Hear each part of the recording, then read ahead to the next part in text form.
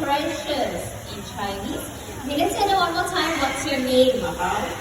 Your name, Pao. There you go, Pao. It is. Okay, now before Pao begins, Pao has something to tell you. What is it? She said, because some of the noises you make may be very soft. Okay, let's listen to the first sound. What sound is that? Is someone knocking on the door? Okay, and when someone knocks on the door, what do you ask? It's asking who? Pao Pao, I think it's your fierce neighbor, the dog. Oh, sounds more like a very cute puppy. Good job, Pao Pao. And Pao Pao can also copy high-tech sounds. So let's see if he remembers this one.